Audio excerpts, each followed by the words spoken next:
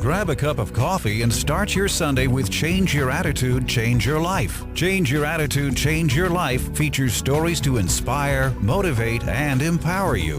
Live your best life now. Listen, learn, think, and decide. Change Your Attitude, Change Your Life. Every Sunday morning at 9 on the Talk of New York, AM 970, The Apple. Visit cyacyl.com.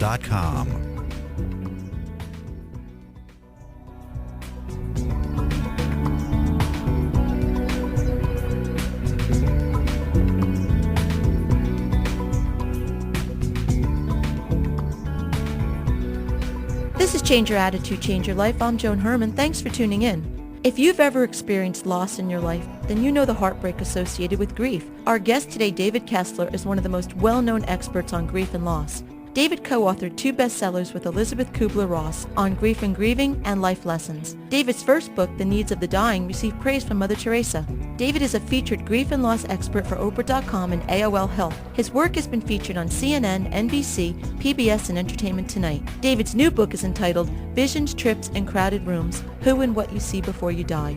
Good morning, Dave. Thank you so much for joining us today. Joan, nice to be with you and your audience. David, how did you become interested in your work with the dying and grief? Well, like many people, it began personally before it began professionally. I had a mother who was ill through most of my childhood, and when I was 12, she died in the intensive care unit. It was one of those situations where the family was only allowed in a couple of minutes, and you had to be 14, and I was 12, so it was sort of the worst modern death you could, imagine. And I think back then, subconsciously, I sort of knew I wanted to make this tough time in life a little better for people. David, what by definition is grief? Well, grief is the reflection of a connection that has been lost. It is a reflection of that love we had. So when the physical connection is gone, I tell people you're entering grief or you're in grief. And remember, there is always the possibility of a spiritual connection continuing. But it is a reflection of that love we had. And David, what are the stages of grief? There are 5 stages, and it's very important to realize that our grief is unique as a fingerprint, and we don't all go through the stages in the same way. And they are denial, anger, bargaining, depression, and acceptance. And I always tell people, don't follow the stages, just know the stages reflect where you are. They just help us know sort of where we are, but they're not meant to be a map.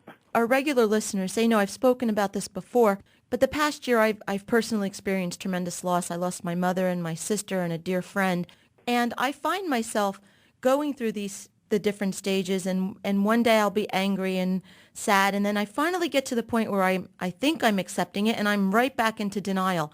So how long does this process take? What can we expect? Well, the process is continuous, and I always say it's not that you get to a point where it hurts less. It just eventually hurts less often. And many people have reported sometimes the second year is worse than the first. One thing we look for in grief is that it's very fluid and always changing, which I'm sure is a challenging thing. And at the same time, you've loved these people. You're never going to get over them. You're not going to recover from them as if they were a disease.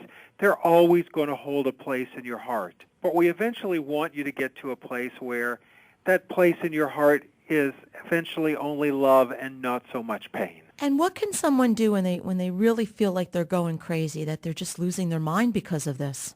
I think the biggest thing we can do, and it's really surprising, to give yourself permission. To know you have loved someone and you have cared, and of course it's going to hurt. And if you're feeling depressed, allow yourself to be sad. If you're feeling angry, allow yourself to be angry. That really just allowing those feelings will help move you through it. And that it truly means you have loved, and that statement is a love. People will often say, I wish I didn't feel that way. Then you wouldn't have cared for them. Is there a difference between grief and depression? How do we know when it's just not normal grief and it's become something more serious? Well, one of the things we talk about is the 2 barometers we use are intensity and duration. So no matter, because when you're talking about grief, we're talking about things that are normal to feel. So, for instance, if you said to me, I'm angry, I would then use the barometers of intensity and duration. Are you so angry you're thinking of hurting someone? You're not? Well, then the intensity isn't too bad.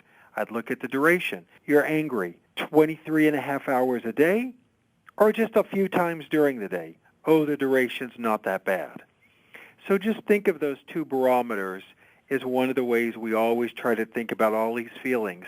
And when it comes to depression, we live in a society now that's sort of a stamp-out depression.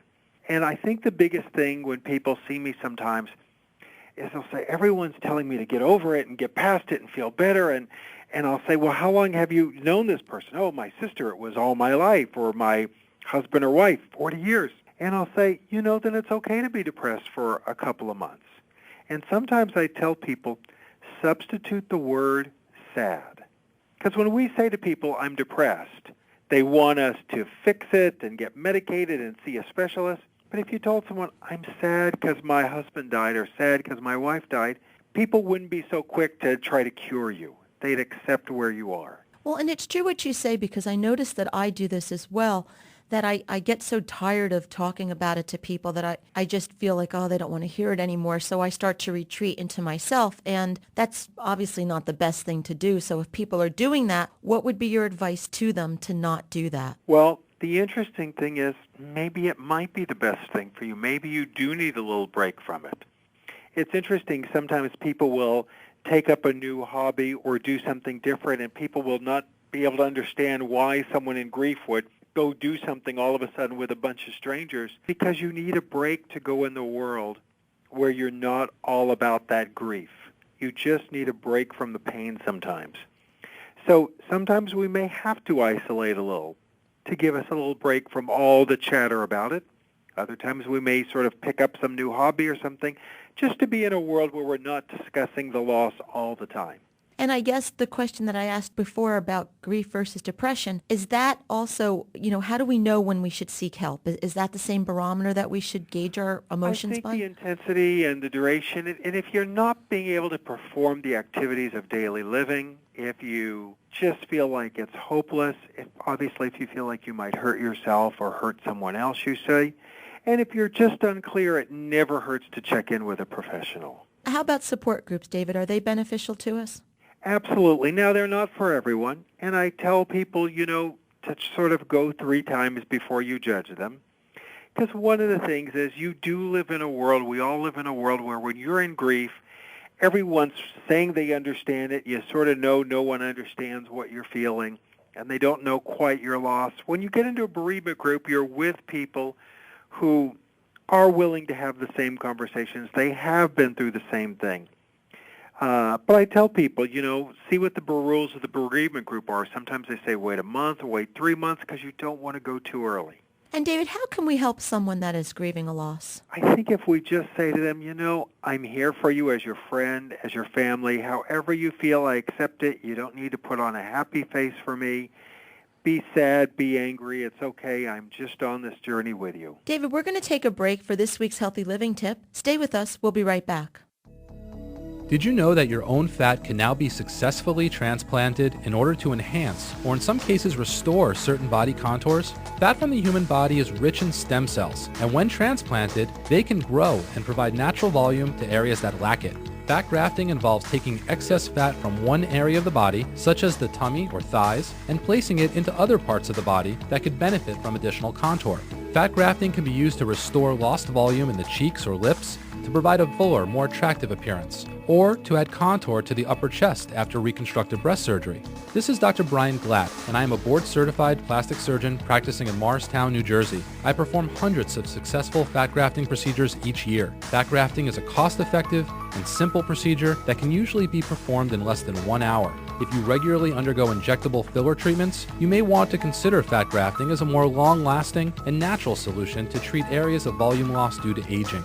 If you think that there are areas of your face that would benefit from this procedure, or if you lack sufficient chest wall contour following breast reconstruction after mastectomy, call my Morristown, New Jersey plastic surgery office at 973-889-9300 to schedule a consultation to discuss fat grafting, or visit my website at www.drbrianglatt.com for further information about fat grafting. This is Dr. Brian Glatt, and I look forward to meeting with you soon. Change Change your attitude, change your life, and big. Believe, inspire, grow. Salute the entrepreneurial spirit of small business owners, people who follow a dream, work hard, and make it happen. This week's Spotlight on Designer Imagery is brought to you by VMM Benefits, a voluntary benefit specialist. Call VMM at 201-697-0203. Designer Imagery, a guiding hand in the adoption process, specializes in adoption portfolios. Understanding the importance of coming across the best way you can, Designer Imagery is dedicated to making the history of your ancestry stand out from the rest, enabling you to create a beautiful presentation for the birth mother. The story of you eloquently unfolds and helps to open the door into your new life to make your journey more complete. Once your family is complete, your child's life book can also be explored. Designer Imagery and you will portray the story of your child's journey into your family. Having both of these albums at your fingertips builds a bond with your child and shows a new history beginning to blend. Creating this history of ancestry couldn't be easier with Designer Imagery because all work can be reviewed by email if distance is a problem. Coming soon to Designer Imagery is Fill in the Blanks, solutions to help fine-tune life before, during, and after adoption. These services will offer support to help you get through the many pieces of the adoption puzzle. To get your treasured collection or to get support, call Designer Imagery at 888-377-1574 or visit designerimagery.com. Health insurance costs have risen at an alarming rate. At the same time, coverage choices have narrowed. Supplemental insurance provides an employer with the opportunity to enhance its current health plan without adding cost or administration. From accidents to catastrophic illness to intensive care to unexpected death, VMN Benefits has the plan to meet your needs. Call VMN Benefits at 201-697-0203 to learn more about supplemental insurance. VMN Benefits, providing peace of mind for your employees.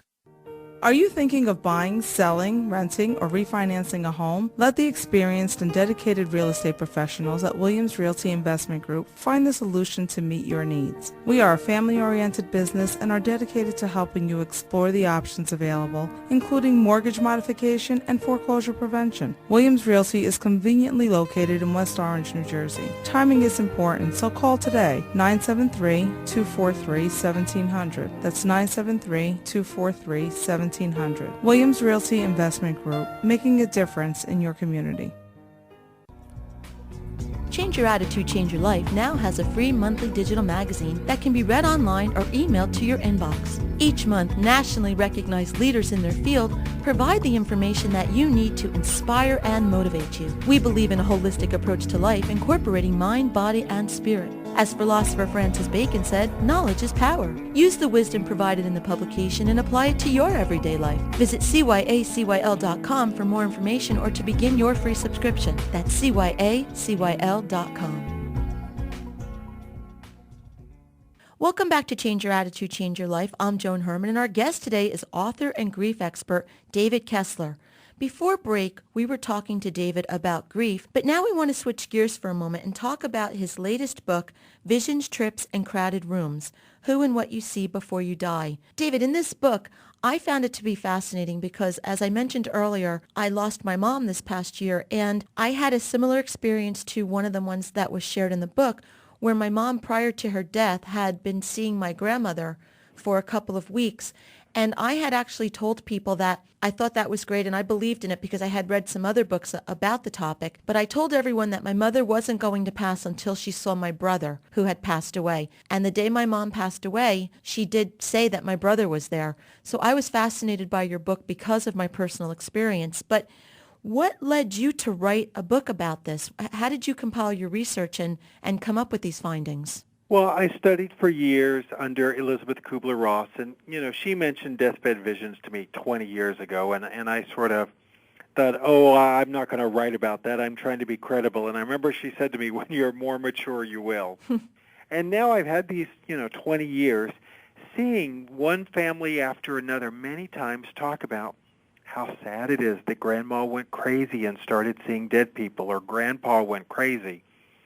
And talking about that and realize this is a very common and normal experience, the dying being greeted by their loved ones who have already passed. And so I thought I wanted to really look into this and gather stories and do interviews from doctors, nurses, psychologists, psychiatrists, social workers, different hospital personnel, hospice end-of-life workers about their reporting of this experience. Because I always say to people, I'm just an end-of-life reporter here. I'm reporting what I see as people are dying. If people were suddenly seeing red trucks, I would be doing interviews about, well, what's going on that we think people are seeing red trucks. Mm-hmm. But the reality is they are seeing their loved ones who have already died that apparently do come and see us, and that veil between life and death does seem to be temporarily lowered for certain people on their deathbed. David, do you think that by us having this knowledge, it can help us with the grieving process and the letting go process? I think it's a wonderful reminder that this may not be all there is. I think, one of the things that is so devastating about grief is we think that the connection has been lost, the relationship is over, and if what the dying are reporting is true, and what nurses and doctors have been saying for a long time and has been in medical books for 100 years now, that we do continue on. What if everything we know about death isn't true? What if it's not that we're born alone and we die alone, but rather we don't die into an emptiness, but we die into a fullness. And everyone we've loved and everyone we've known will greet us again. Then that changes everything. Do you think that we use too much technology at the end of life and do not allow the process to happen naturally? I'm afraid we do. I consider myself a spiritual person. I consider myself somewhat of a religious person. And many times I'm in our ICUs, intensive care units, and I'll see an elderly person at the end of life with end-stage cancer, multi-organ system failure, on a ventilator, on dialysis, with pacemakers, with everything, every machine conceivable. And the family says to me, we're just waiting for God to call her home. We're waiting for a call from God. And I think, what does a call from God look like in our modern technological world? And did we miss the call? Was the call maybe when their kidneys failed or their heart stopped the first time? It's an interesting question to ponder. The title of your book, Visions, Trips, and Crowded Rooms, we've spoken about the visions, but what do you mean by the trips and crowded rooms? People report, patients and families report loved ones talking about, I got to get ready for this trip, or I got to pack my bags, or I got to get my tickets, or I got to get ready to go. And somehow there's an archetypal feeling of a trip that's about to occur. And we don't know why this occurs, but it has always occurred. And actually the word hospice comes from an old Latin word that means a way station that you stayed at before you took your final long journey. And the crowds phenomenon is people at the end of life talk about, did the doctors round last night? Because I woke up and saw this crowd of people.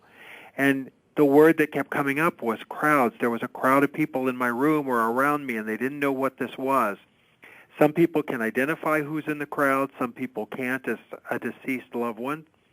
And I think about how when you're born, so many people gather to see the newborn. What if when we die, people gather again at that transition from the other side? We don't know, but it's an interesting thought that maybe when we die, there's standing room only. David, can you share with our listeners one of the stories from your book that would exemplify what you're talking about? Well, I think one of the ones I remember that just really struck me was how a family had made that tough decision to put their father in a home for Alzheimer's. And it was tough because he was wandering and they were afraid for his safety, and it was very hard on their mother. And so they ended up putting him in this home where at least he would be safe and secure and couldn't wander the streets. And it was very homelike and beautiful, and he loved it. And, their mother would spend all their time with him there and visit. And then she fell and broke her hip, ended up in another hospital, ended up getting an infection, taking a turn for the worse. And all of a sudden she started saying, my husband's here, he's here to get me. And they went, no, he's over in the Alzheimer's unit.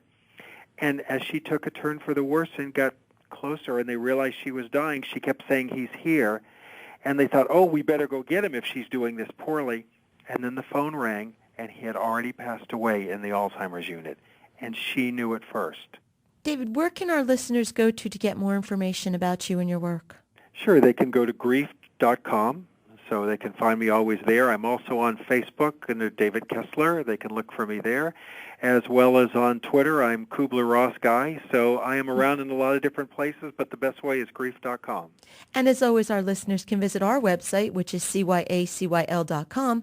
That stands for Change Your Attitude, Change Your Life. While on our site, listen to past shows as podcasts, read our digital magazine, and sign up for our mailing list. David, very quickly, all that you've learned regarding grief and the passing of people, what would be the most important things that you would like our listeners to walk away with from this interview?